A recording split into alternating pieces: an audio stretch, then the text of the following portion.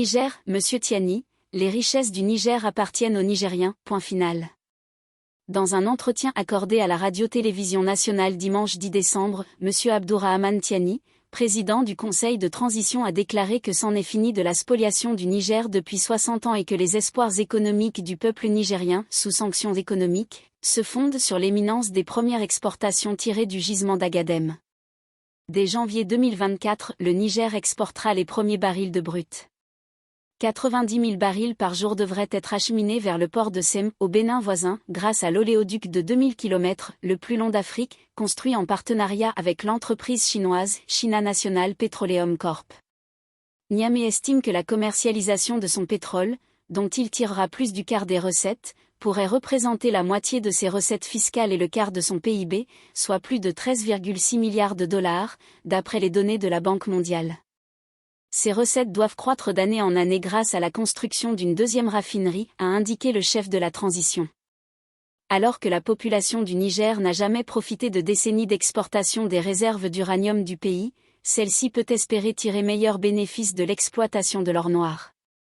D'ailleurs, le Bénin attend lui aussi avec impatience les retombées des droits de transit du pétrole nigérien. En fait, c'est un pari gagnant-gagnant pour tous les pays de la région.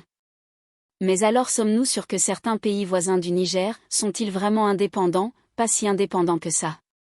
Rappelons que le blocus économique imposé par la Communauté économique des États de l'Afrique de l'Ouest, CEDEAO, et la Banque centrale des États de l'Afrique de l'Ouest, BCEAO, associée à la fermeture des frontières depuis le coup d'État, ont entravé les importations créant une forte inflation sur les produits. La Banque centrale des États de l'Afrique de l'Ouest, BCEAO, agissant sur ordre de ses parrains pour asphyxier l'économie nigérienne, a gelé les comptes du gouvernement et des entreprises publiques. Ainsi, de nombreux travailleurs et fonctionnaires du secteur public se sont retrouvés sans salaire depuis juillet et ne peuvent plus répondre à leurs besoins les plus élémentaires. On comprend mieux maintenant que le but de certains pays de la CEDEAO, totalement soumis aux puissances occidentales, est de mettre à genoux le peuple nigérien et le punir pour avoir soutenu des hommes et des femmes qui ont mis un stop à la misère, à la spoliation et au mépris. Depuis que la Banque mondiale a prévu un taux de croissance de 6,9% pour l'économie nigérienne, la CEDEAO et ses parrains redoublent de férocité, en bloquant des centaines de camions d'aides humanitaires à la frontière béninoise, afin de réduire l'activité économique et faire baisser ce taux de croissance. D'ailleurs, en raison de ces blocages, le taux de croissance, toujours selon la Banque mondiale, peut tomber à 2,3%. Mais qu'importe.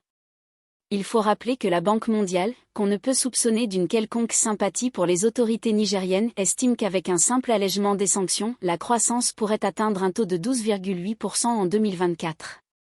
Du jamais vu. Alors que pour l'économie chinoise, cette même Banque mondiale a prévu une croissance allant de 4,5 à 5,5%. Donc, pour comprendre ce qui se passe au Niger et l'acharnement dont il est victime, il suffit de jeter un coup d'œil aux données de la Banque mondiale. Monsieur Tiani, ses collègues du gouvernement et le peuple nigérien, en dépit de toutes les difficultés, les menaces et les coups bas, doivent tenir le coup. Il y va de l'avenir du Niger et, au-delà, de tout le continent africain. Si Monsieur Tiani réussit dans ce bras de fer contre ces forces du mal, il serait le digne héritier d'un Nkrumah, Lumumba, Aban, Mandela et de tous les Africains qui ont dit non au mépris, à l'arrogance et à l'exploitation.